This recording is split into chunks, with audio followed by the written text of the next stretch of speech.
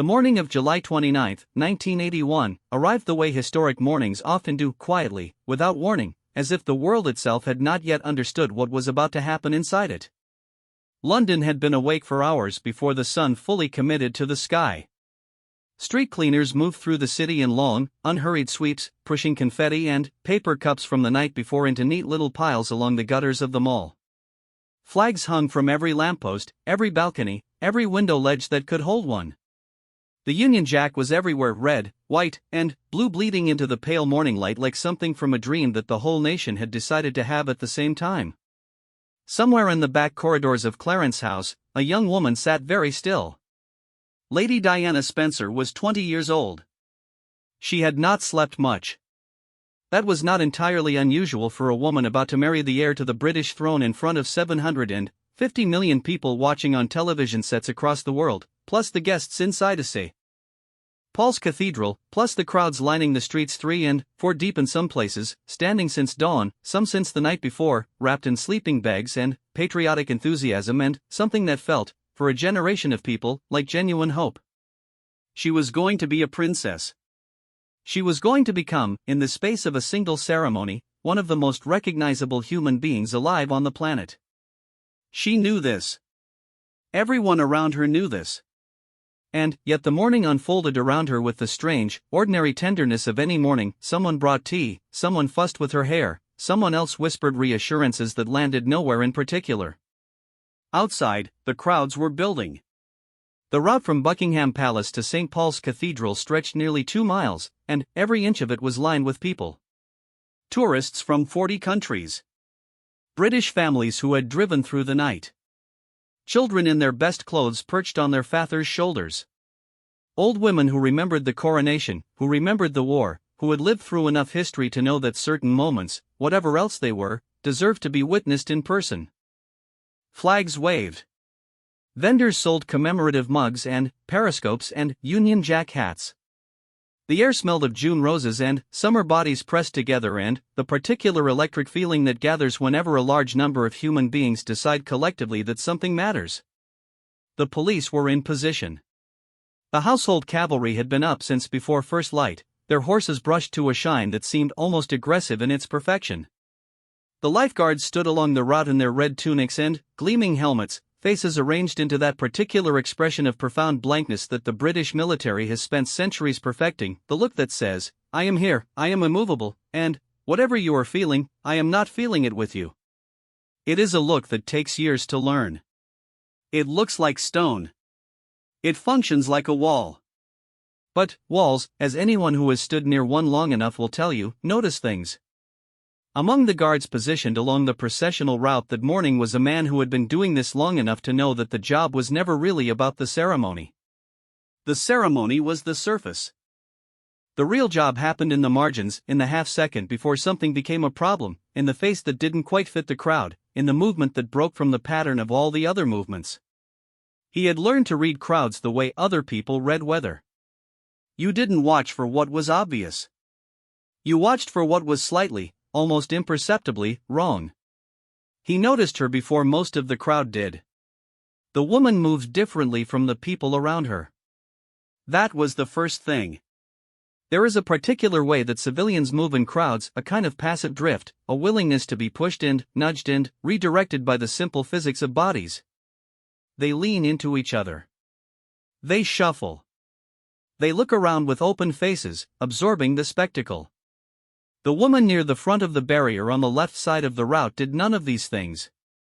She stood with her weight distributed carefully, deliberately, the way someone stands when they are trying to look like they belong somewhere they are not entirely certain they belong. Her clothing was good, very good, in fact, the kind of good that comes not from effort but from habit, from having always worn things of quality without thinking much about it. Her hat was correct. Her gloves were correct. Everything about her surface was absolutely, almost aggressively, correct.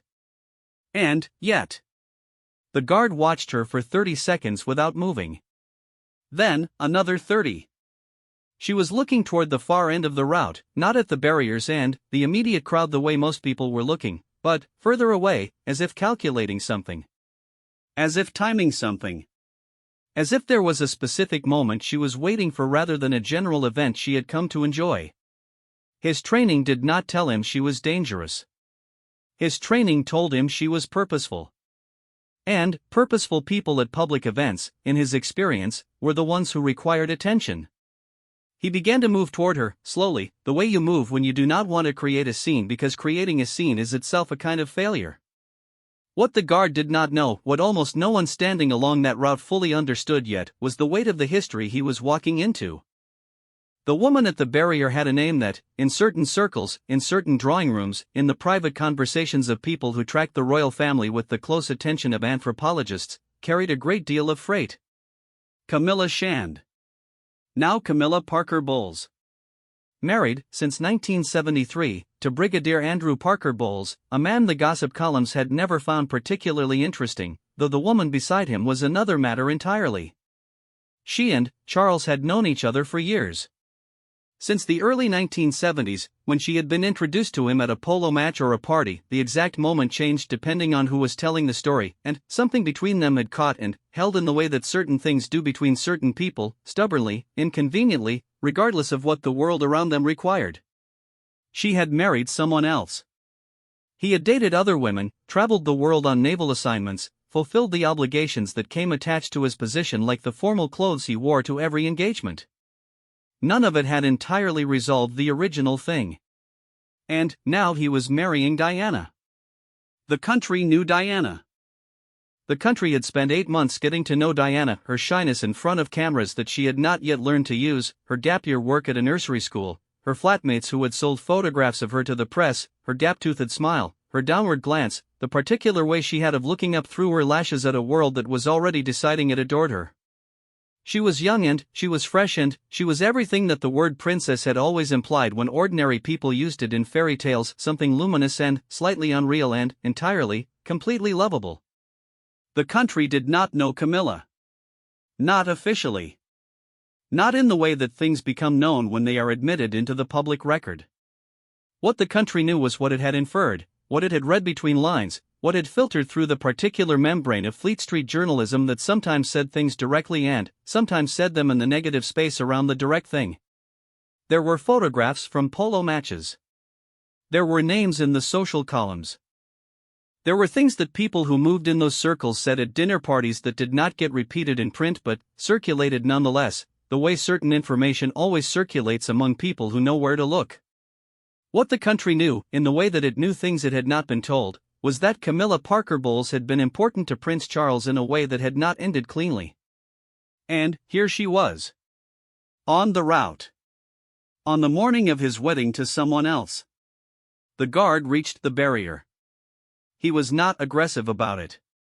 Aggression at a public ceremonial event was its own kind of failure. It drew attention, it created disorder, it turned one small problem into a much larger and more visible one.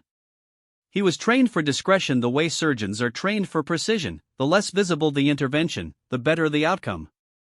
He positioned himself beside her with the practiced ease of someone who had found their natural spot, except that his natural spot was not beside her. He had moved there deliberately, with a purpose that he kept entirely off his face. She looked at him. He looked at her. There was a beat of silence that contained, between two people, an entire conversation conducted without a word. He had seen enough faces in his career to know when someone was surprised and when someone was not. She was not surprised. She had known, probably from the moment he began moving toward her, what was happening. There was something in her expression that was not quite defiance and not quite acceptance, something in between, something that had the quality of a person who has been through enough of life to understand that certain moments are simply going to unfold the way they are going to unfold, and the dignified thing is to let them. He said something to her, quietly. She said something back, equally quietly. Around them, the crowd continued its noise, its flag waving, its cheerful obliviousness to the small and significant thing happening at the barrier. The woman next to Camilla was telling her husband something about the route of the procession. 3 children further along were fighting over a periscope. A group of tourists from somewhere far away were taking photographs of everything, indiscriminately, the way tourists do when they want to hold on to a moment they can already feel slipping. Nobody, in those first seconds, was watching the guard and the woman at the barrier. Then, somebody was. It started, the way these things always start in crowds, with one person noticing something and that noticing being visible enough to catch the attention of the person next to them, and that person turning, and the next, the way a wave moves through water, not the water moving itself but the pattern traveling through it, unstoppable once it has begun. A woman in a blue coat nudged her husband. A teenage boy lowered his periscope. An older man who had been watching the far end of the route turned his head because something about the texture of the crowd near him had changed and his body knew it before his mind did. They were watching the guard talk to the woman at the barrier. They could not hear what was being said. They could see the body language, the guard's posture, which was formal and absolute without being threatening, the woman's posture, which was composed in the way that very expensive educations teach people to be composed when the world is not going the way they planned.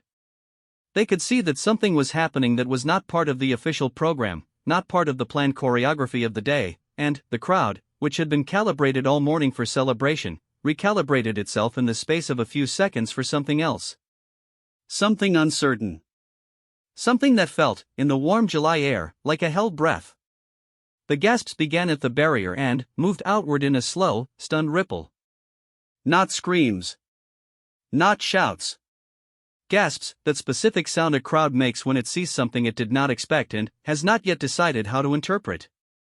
The sound of 300 people inhaling at the same moment. The sound of collective surprise in a place where everyone had arrived certain of exactly what they were going to see. Nobody had expected this. The guard stood his ground. He did not look at the crowd. He did not look at anything other than the woman in front of him, and his expression remained exactly what it had been: calm, absolute, the face of a man performing a duty that had nothing to do with the spectacle around it. This was his job. This was the job. Not the flags, not the cheering, not the carriages and the horses and the bride in her dress with 25 feet of silk trailing behind her. This specific moment, this specific intervention, this line between what was appropriate and what was not, this was the actual work. Camilla Parker Bowles looked at the guard for one more moment. Then, she turned, and she walked away from the barrier, back into the crowd that parted around her without quite knowing why it was parting, and then, closed again behind her, and she was gone. The crowd exhaled. And then, before anyone had quite decided what they had seen or what it meant or whether it was something to discuss or something to forget, the sound of hoofbeats began in the distance, that particular rhythm, steady and ceremonial and absolutely unmistakable, the sound of the household cavalry beginning the procession, and every head turned, and every flag went up, and the crowd surged back into its celebration like water finding its level, and the moment at the barrier became something that had happened rather than something that was happening, a memory beginning to form at the edges even as the larger, brighter, louder memory pushed in to take its place. Inside the glass coach, still minutes away, Diana Spencer sat with her father and her dress and her 20 years and her future, which was enormous and unknowable and coming toward her whether she was ready for it or not. The guard returned to his position. The morning continued. But certain things, once seen, do not entirely unsee themselves, and the people who had been standing close enough to the barrier to understand what they had witnessed carried it with them for the rest of the day, through the vows and the balcony kiss and the cheering that shook the windows of the buildings along the route as a small, strange weight. Not grief, exactly. Not judgment. Something quieter than either. The sense of having glimpsed, for just a moment, the complicated private interior of a very public story. Something that the fairy tale, in all its brightness, did not quite have room for. The ceremony inside St. Paul's Cathedral lasted just over an hour, and, for that hour, the world outside held itself in a kind of voluntary suspension, the way the world does when something it has decided is important is in the process of happening and it does not want to miss any of it. Television sets in living rooms across Britain, across Europe, across 40 countries on 6 continents showed the same image, the cathedral's interior filled with light and flowers and the serious, careful faces of people who understood they were inside a moment that history was already marking down. The vows were spoken. The rings were exchanged. The Archbishop of Canterbury said the words that had been said in cathedrals like this one for centuries, and they did not sound old when he said them, they sounded permanent, which is a different thing. Diana got Charles's name wrong in the vows. She said Philip Charles Arthur George when she meant Charles Philip Arthur George. The order shifted, the syllables rearranging themselves in her nervousness into something almost but not quite right. The world found it charming. She would find this out later, that the world had decided her mistake was endearing, evidence of her humanness, proof that she was real and young and genuinely nervous rather than the polished, distant thing that royal figures so often became before the public had finished falling in love with them. She was 20 years old and she had gotten his name wrong, and 750 million people had watched it happen, and they had loved her more for it, if such a thing was possible. Camilla was not in the cathedral. This is perhaps the detail that matters most when the mourning is reassembled from its parts and examined for what it actually contained. The seating arrangements for the wedding of the Prince of Wales were, like everything else about the day, the product of months of careful planning, exhaustive protocol, and the particular kind of diplomatic precision that the British royal household applied to the question of who sat where with the same intensity it applied to foreign policy. 600 guests inside St. Paul's. Each invitation considered. Each placement deliberate. The families, the dignitaries, the heads of state, the military figures, the representatives of institutions and organizations and governments that had some claim on the day or on the people at the center of it. Camilla Parker Bowles had received an invitation. She and her husband, Brigadier Andrew Parker Bowles, were among the guests, placed, in the way that such things are placed, at a distance and an angle that satisfied the requirements of acknowledgement without the requirements of proximity. Andrew Parker Bowles was, by the accounting of the establishment, a man with legitimate reasons to be present. He had connections through the military, through polo, through the overlapping social world that the upper reaches of British society occupied. His wife came attached to the invitation as wives did. She would be there. She would be seated appropriately. She would be present in the way that certain presences are managed, visible enough that their absence would have made a statement, but positioned carefully enough that their presence did not. What the mourning at the barrier had interrupted was not Camilla's attendance at the ceremony. She had her seat inside. What it had interrupted, or perhaps redirected, or perhaps simply made visible to a portion of the crowd who had not expected to see it, was something else. Something in the margin of the day rather than its official center. What she had been doing at the barrier on the processional route, before the procession had arrived, before Charles's carriage had come down the mall, before Diana's glass coach had followed, that was the question that the crowd carried away from the barrier like a stone in a shoe. Had she wanted to see him pass? It is the kind of question that seems simple and is not. The procession route was public. The crowd along it had gathered legally, cheerfully, with the full sanction of the city and the occasion. Anyone could stand along the mall and watch the carriages pass and wave their flags and feel the particular pride and pleasure of being physically present in a moment that would otherwise exist for them only on a screen. Camilla had not been doing anything wrong by being there. The guard had not stopped her because her presence was illegal. He had stopped her because the particular position she had chosen, at the front of the barrier, on the side of the route where the carriages would pass closest, at the specific point where Charles's carriage would be moving most slowly as it turned, was not the position of someone who had come to watch the procession in the way that ordinary people came to watch processions. It was the position of someone who had calculated something. Who wanted to be seen, or to see, or to be at a specific place at a specific moment for a reason that had more to do with private geography than public celebration. The guard understood this without being able to articulate it in any formal way. That is the nature of the kind of judgment that gets trained into people who do this kind of work over years. It lives below language, in the part of the mind that processes pattern and deviation from pattern before the conscious brain has finished waking up to the situation. He had seen it and he had acted on it, and the crowd around him had seen him act on it, and now the question was loose in the air of the day, invisible but present, the way a scent is present. You cannot point to it, but you know it's there. Inside the cathedral, the register was being signed. Diana held her pen carefully.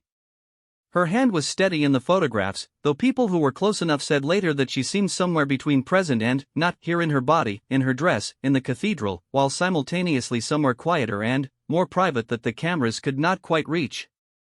This is perhaps the prerogative of people on the largest days of their lives, to be in two places at once, the public place where the ceremony is happening and the interior place where the person is trying to understand what the ceremony means. She was becoming a princess. She was becoming a public figure of a magnitude that had no real precedent in her experience, no template she could lay over it for reference. She was becoming Diana, Princess of Wales, a name that would, over the years that followed, accumulate meaning the way rivers accumulate water, from sources in every direction, until the original stream is something different from what it began as. She did not know this yet. Outside, the crowd was filling the time between the ceremony's end and the procession's return with the patient, cheerful industry of people who have claimed their spot and have no intention of surrendering it. Food was shared between strangers. Children were lifted and settled and lifted again. Strangers struck up conversations of the particular intimate kind that large shared events produce, the kind where you tell someone you've known for 11 minutes something you might not tell a friend of 11 years, because the day has opened something in you and the stranger beside you is the nearest available recipient. The woman in the blue coat had been thinking about what she'd seen at the barrier. She was from Leeds, originally, though she'd lived in London long enough that she'd stopped mentioning it unless someone asked. She had come to the rout with her husband, Gordon, who was more enthusiastic about the royals than she was, but had been persuaded that coming was the kind of thing you did when history was happening nearby and you had the option to be part of it. She had stood at the barrier for 4 hours. She had watched the guard approach the woman. She had heard, or thought she'd heard, the crowd noise was substantial, some fragment of the exchange, not enough to reassemble into meaning, just enough to know that something had been said and that the something had weight. She hadn't recognized the woman at first. She didn't move in the circles where Camilla Parker Bowles was known by sight. She was not a reader of the kind of publications that had been tracking the social geography of the royal family's proximity for years. What she had recognized was the quality of the encounter, the particular compressed drama of two people having a significant conversation in a public place while trying not to have a significant conversation in a public place, the way the effort of concealment itself becomes a kind of display. She had mentioned it to Gordon, who had shrugged and said something about the guards having to manage all sorts on a day like this. She had kept thinking about it. Later, she would mention it to her sister, who knew more about these things, who had been following the Charles and Diana story with the close attention of someone who had strong feelings about it, and her sister had gone very quiet for a moment and then said the name, and the name had landed in the Leeds woman's understanding the way names do when they suddenly organize a confusion into a pattern. "Oh," she had said. "Oh. That is how these things travel. Not through official channels. Not through newspapers, not yet the press." That day was occupied with Diana's dress and the Archbishop's words and the balcony kiss that was coming, the kiss that the crowd would chant for and receive, and that would become one of the defining photographs of the decade. The story of the barrier moved through the crowd the way all the best stories move, person to person, in small units, attaching itself to the larger story of the day the way a smaller current attaches to a river, becoming part of the movement without ever becoming the official version of it. The carriages came back down the route in the early afternoon. Charles and Diana in the first carriage, she in her dress that had been kept in conditions of elaborate secrecy for months, he in his naval uniform, both of them waving with the trained regularity of people who had been taught that the wave should look spontaneous while being sustainable over a long distance. The crowd went up in noise that was less a sound than a physical force, something you felt in your sternum before your ears registered it. Flags and streamers and the particular English joy that expresses itself through cheering with a kind of restrained enthusiasm, as if the people cheering are aware that cheering too hard might be a little common, but they are doing it anyway because this is the day and this is what you do on days like this. The guard watched the carriage pass. He had returned to his position with the same composure he'd carried to the barrier and away from it. His face was what it had been all morning, the trained blankness that was not emptiness but discipline, the face that held its ground regardless of what moved around it. He watched the carriage. He watched the crowd watching the carriage. He did what he was there to do. Diana looked out the window of the carriage at the crowd and the crowd looked back at her. Something moved between them in those seconds, something that is difficult to name with precision because it is not really a named thing, it is a felt thing, the thing that happens when a person becomes a symbol and the people who need the symbol see it for the first time in the flesh. She was young and beautiful and the dress was extraordinary and she was here, real, present, not on a television screen but actually moving through their physical world in a carriage with the man she had just married, and the crowd was making that sound, that enormous sustained roar of human feeling that contains in it grief and hope and joy and longing and celebration and something close to love, the way crowds love things, which is to say completely and briefly and with great intensity. She waved. She smiled. The cameras recorded it. The carriage moved on, and the crowd that had watched it pass began its own dispersal, the slow reluctant breaking apart of a gathered thing, people picking up their flags and their children and their picnic remnants and beginning the long walk back to stations and parked cars and ordinary life, carrying with them the thing they had come to collect, which was the experience of having been present, which is its own kind of belonging. The woman from Leeds walked back toward the tube with Gordon. She was quiet for most of the walk. Gordon talked about the dress, which he'd gotten a good look at as the carriage passed, the puff sleeves, the silk, the sheer quantity of fabric involved. He had opinions. She listened with half her attention and kept the other half on the thing she was still turning over, the woman at the barrier, the guard, the gasps of the people around her, the name her sister would give her later that she did not yet have. What had she wanted? That was the question she kept returning to, the one that wouldn't resolve itself into an answer she felt confident about. The simplest answer was also possibly the truest one: she had wanted to see him. Not to make a scene, not to disrupt anything, not to insert herself into the ceremony's official narrative.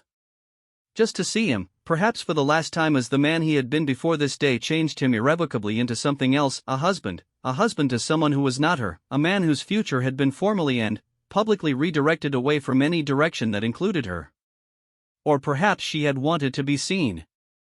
Not by Charles, his carriage had not yet reached that point on the route when the guard intervened. By history, maybe.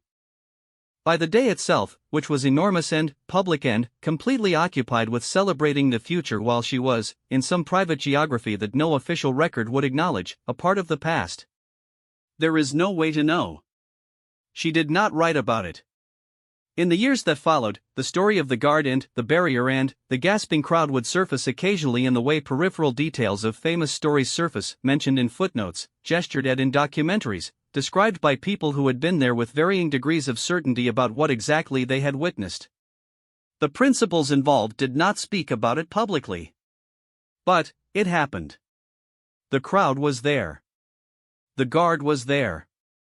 The moment was real, in the way that moments are real when enough people witness them that the witnessing itself becomes part of the record. And the day went on. The balcony appeared. Charles and Diana appeared on it, small and bright against the palace facade, and the crowd in the mall below, a different crowd from the one along the processional route, even larger, a number that the press would later estimate in the hundreds of thousands, made that sound again, that enormous compressed sound of human feeling finding its outlet, and the chanting began, kiss her, and he did, briefly, on the cheek first and then on the lips, and the cameras caught it, and the crowd went higher than it had gone all day. Diana looked out at the crowd from the balcony. Whatever she was thinking was her own. Somewhere in the dispersing crowd, or perhaps already gone, already in a car or on foot heading somewhere private, somewhere the day could not follow her, Camilla Parker Bowles moved through the city. The city that had been decorated for this morning and that was already beginning the slow process of returning to itself, the flags coming down from some of the windows, the vendors packing up the unsold mugs. The city that had, in one small moment at one spot along a long and crowded route, briefly, for a handful of stunned seconds, held its breath. The years that followed the wedding did not unfold the way fairy tales unfold, which is to say they did not resolve. They accumulated. They layered over each other the way geological strata do, pressure building invisibly over time until what is on the surface bears very little resemblance to what is buried underneath it, and yet the surface would not exist without what it's sitting on. Diana became, in the years after July 1981, something the English language has only a few words for. Icon is one of them. Symbol is another. Neither is quite right, because both suggest something static, something that holds still long enough to be labeled, and she did not hold still.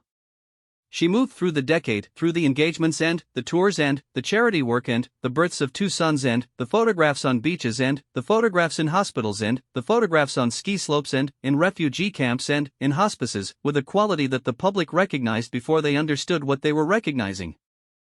She saw the people in front of her. Really saw them.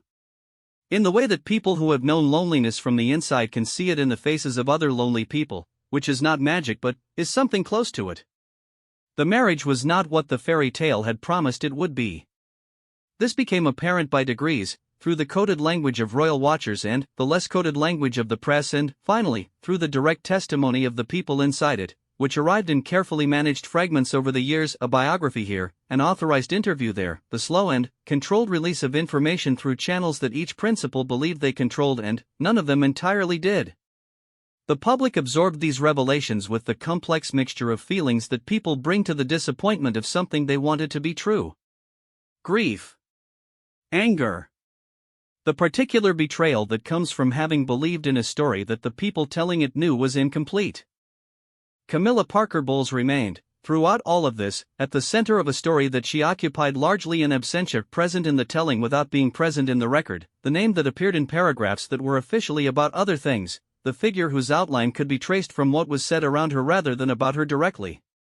This is a particular position in history, to be the fact that the official account is organized to avoid. But, the facts, as facts tend to, persisted. What the guard on the processional route had understood on the morning of July 29 understood in his body before he'd articulated it in his mind was something that the official version of the day did not have room for. He had understood that the day was not the whole story. That the ceremony in St. Paul's, with its vows and its archbishop and its 750 million witnesses, was a surface, the most elaborately staged surface in the history of British public life, arguably, a surface that the entire apparatus of the royal household and the national press and the collective wishful thinking of a generation had spent months constructing and polishing, and that underneath it, the way floors have foundations and oceans have beds, there was something else, something older and less resolved, something that did not disappear simply because a ceremony had declared the surface official. He had put his body between Camilla Parker Bowles and the front of that barrier because his job was to manage the surface. To keep it smooth. To prevent the subterranean from erupting through it in a way that would be visible, that would be photographed, that would attach itself to the day's images and complicate them. He had done his job. But, the people who had been standing near enough to see it had taken something away with them that his professionalism could not retrieve. In the weeks after the wedding, the story moved through the particular underground channels through which such stories move in the time before the internet, through conversations, through the slow telegraph of social networks maintained through dinner parties and telephone calls and letters, through the journalists who knew and were not yet writing and the editors who knew their journalists knew and were making calculations about when and how. It existed in the half-light between private knowledge and public record, which is where the most important truths about powerful people so often live until something forces them into the open. What was being passed along was not a scandal, exactly. It was a question. A small, persistent, uncomfortable question about what the wedding had actually resolved and what it had simply covered over, and whether the difference between resolving and covering over would matter, and over what kind of time. The answer to that question would take years to arrive. Diana found her footing in ways nobody entirely predicted. The young woman who had gotten the name wrong in the vows, who had been photographed with her eyes down and her chin lowered in a posture that the press initially read as shyness and later understood was something more complicated, that woman discovered, or perhaps uncovered, or perhaps constructed out of necessity, a version of herself that the public could not look away from. She understood something about the media that the institution she had married into had not fully reckoned with yet, that the lens was not simply a recorder. It was a conversation. You could speak through it. You could use it. The camera was not the enemy of privacy, the camera was a tool, and, like all tools, it served the person who understood how to hold it. She held it. The photographs from the early 1980s show a woman in the process of becoming. There is a visible arc to them, year by year, the gradual lifting of the chin, the gaze that shifts from downward to level to directly into the lens, the body language that changes from apologetic to occupying its space. This was not performance, or rather it was performance in the way that all public presence is performance, which is to say it was also entirely real, the self being constructed in real time through the act of showing it to the world and seeing the world respond. Charles, in the same years, was navigating a different kind of difficulty. The difficulty of a man who had done what was expected of him and found that expectation and fulfillment were not the same thing. He had responsibilities that were not optional, the patronages, the duties, the endless, deliberate, publicly observed work of being the heir apparent, which is a job whose primary requirement is patience, the willingness to wait for an inheritance that may not arrive within the frame of a normal human lifetime. He had interests: architecture, environmental philosophy, organic farming, the design of human spaces that the public and press found, by turns, eccentric and ahead of their time, and occasionally the subject of gentle mockery, which he bore with the dignity of someone who had been told from childhood that bearing things with dignity was the primary competence required of him. And there was Camilla. She had gone on with her life in the way that people go on with their lives, the public life of events and social engagements and the activities that filled the visible portion of a day, and the private life underneath it, which is always the one that matters and is almost never the one that gets reported. She and Andrew Parker Bowles had stayed married. They had children. They moved through the social world that they had always moved through: the polo matches, the country houses, the long English weekends in places with names that sounded like something out of a novel, because many of them were. She was, by the accounts of people who knew her during this period, funny, sharp. The kind of woman who could sit at the far end of a long dinner table and make her corner of it more interesting than the rest. She was also, by those same accounts, not particularly interested in being made into the villain of a story she hadn't written. This is perhaps the detail that gets lost most often in the retelling. Stories that run as long as this one require villains in the way that long journeys require stops, places where the moral accounting can rest, where the audience can orient itself, where someone can be made responsible for the difficulty. It is neither that way.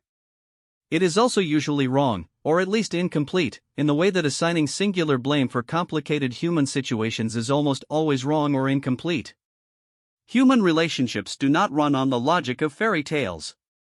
They run on the logic of people, which is to say, on need and history and misunderstanding and the long shadow of what came before and the short, bright flare of what is immediately in front. What was immediately in front of Diana, in the years that followed that wedding day, was the work of being who she was becoming. The charity work began early and deepened. She visited hospitals where other royals had visited hospitals in the formal, gloved, careful way of people who have been trained to show concern without conveying proximity, and she sat on the beds. She held the hands. She was photographed with AIDS patients in 1987, when the fear around the disease was still producing a social quarantine that isolated its sufferers from ordinary human contact, and the photographs moved something in the public understanding of what was happening to those people and what was being asked of them. She leaned into landmine survivors in Angola. She sat on floors with children in refugee camps. She did these things, she said, in the years when she began to speak more directly about what she was doing, because she understood what it was to feel invisible, to feel set aside by institutions that were supposed to hold you. The institution she was describing without naming was the one she had married into. The marriage's fracture became public in stages. A biography. A documentary. An interview in 1995 that the palace did not know was being recorded until it was too late, in which she sat in front of a camera in a darkened room and said things into the lens with a directness and precision that removed any remaining ambiguity about what the life had actually been like. She spoke about loneliness. She spoke about eating disorders and self-harm, the body turning against itself because the self had no other outlet, with a frankness that the public, who had not heard a member of the royal family speak this way, absorbed in a kind of stunned silence before the silence broke into an enormous response that was part grief, part recognition, part fury on her behalf. She used the word crowded to describe the marriage. 3 people in it, she said. The interview was watched by 23 million people in Britain alone. Camilla had not spoken. Charles had not spoken, not directly, not with this kind of intimacy. The interview was Diana's move, the most significant use of the media tool she had spent a decade learning to hold, and it landed in the public understanding with the force of something that had been held in place by structural pressure for years, finally finding its release. The divorce was finalized in 1996. The years between the wedding and the divorce are not a story of 2 women competing for the same man, though that is sometimes how they are told. They are a story of a marriage that was never what it was presented as being, of 2 people who were mismatched by the logic of the institution they served and not the logic of their actual natures, of a woman who grew into a public figure of genuine consequence through the experience of being in a situation that did not hold her, and a man who had never resolved the original thing and probably could not resolve it through the fact of marrying someone else. The guard who stood at the barrier on the morning of July 29, 1981, did not know any of this. He did not know what the decades would contain. He did not know that the woman he turned away from the front of the barrier would, eventually, marry the man she had come to watch pass in his carriage.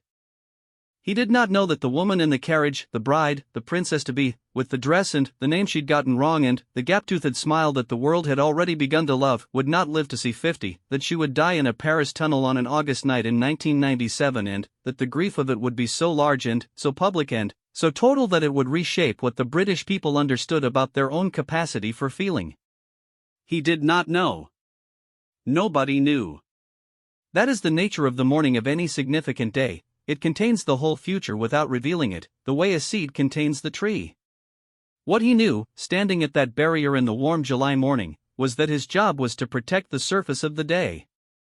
To keep it clean and ordered and consistent with what it was supposed to be. He had done that.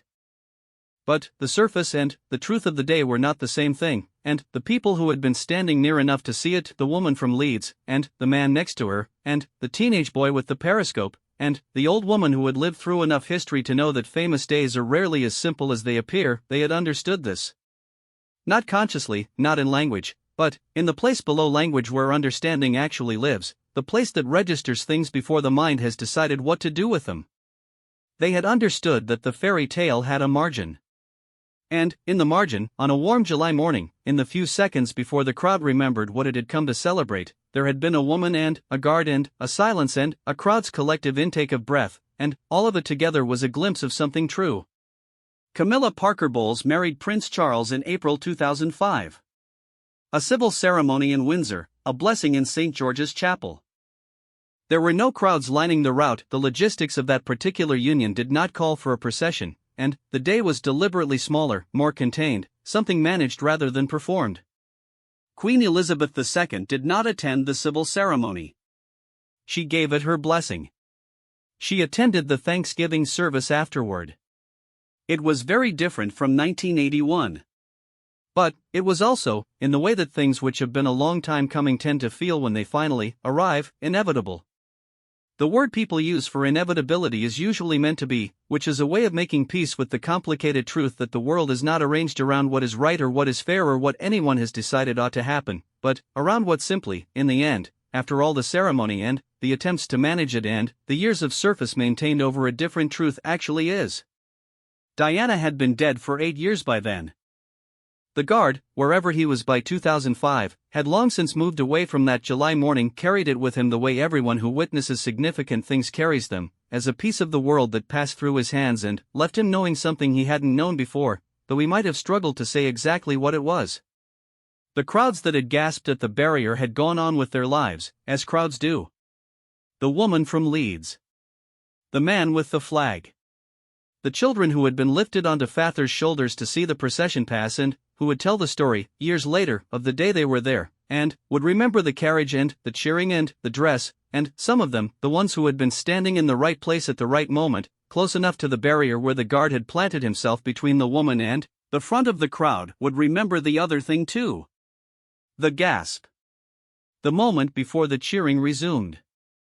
The fraction of a second in which the crowd had seen something it hadn't expected on a day arranged so precisely to deliver exactly what was expected, and, in seeing it, had understood, below language, below analysis, in the part of human intelligence that runs deeper than the stories we tell ourselves about ourselves, that the world it was celebrating was more complicated than the celebration knew what to do with.